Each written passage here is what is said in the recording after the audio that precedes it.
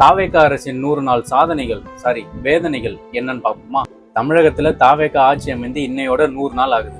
இந்த 100 நாட்கள்ல கிட்டத்தட்ட 500க்கும் மேற்பட்ட குற்றச்சம்பவங்கள் மட்டும் நடந்திருக்கு. இதுல குறிப்பா சொல்லணும்னா பெண்கள் பாதுகாப்புன்னு சொன்னாரு. அந்த பெண்களுக்கு எதிரான குற்றங்கள் 100க்கும் மேற்பட்ட குற்றங்கள் நடந்திருக்கு. கொலை வழக்குகள், லாக்அப் டெத்து, ஆணவ படுகொலைன்னு சொல்லிட்டே போலாம். ஆனா இதை பத்திலாம் எந்த ஊடகங்களும் முக்கியத்துவம் கொடுத்து பேசுறதே கிடையாது.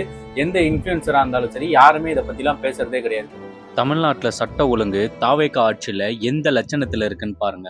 ஆட்டோல போயிட்டு இருந்த ஒரு பொண்ணை ஒரு மர்ம கும்பல் வெட்டி கொல்றாங்க. கல்லூரியில கஞ்சா வைக்கிறதா புகார் கொடுத்த ஒரு மாணவனை 20 பேர் அடிச்சே கொல்றாங்க. விசாரணைன்ற பேர்ல 6 பேர் லாக்அப் டெத்து. இப்படி தினம் கொலை, பாலியல் வன்கொடுமைன்னு நடந்துகிட்டே தான் இருக்கு.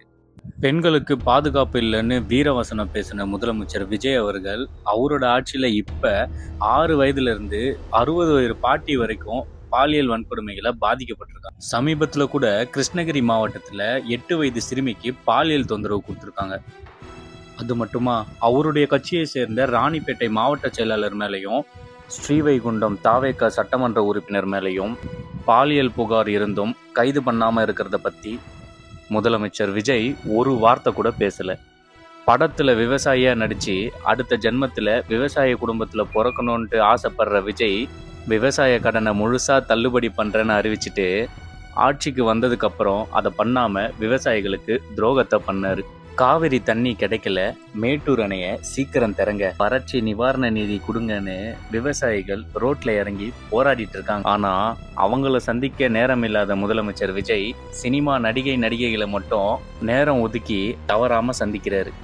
200 யூனிட் மின்சாரம் இலவசம்னு முதலமைச்சர் அறிவிச்சாரு. ஆனா உண்மை என்னன்னா, 500 ரூபாய் கட்டிட்டு இருந்த வீட்டுல இன்னைக்கு 5000 ரூபாய் கட்டுற நிலைமைக்கு ஆளாக்கிட்டாங்க. தமிழ்நாட்டு வரலாற்றே இல்லாத அளவிற்கு மின்சார கட்டணத்தை உயர்த்திருக்காங்க. சொத்து வரிய 4 மடங்கா உயர்த்திருக்காங்க. அது மட்டும் இல்ல, மக்கள் அன்றாட வாழ்க்கைக்கு பயன்படுத்தக்கூடிய அரிசி, பருப்பு, பால்னு எல்லா விலையும் அதிகரிச்சிருக்கு. இதுதான் 100 நாள் தாவேகா அரசில் பண்ண வேதனை.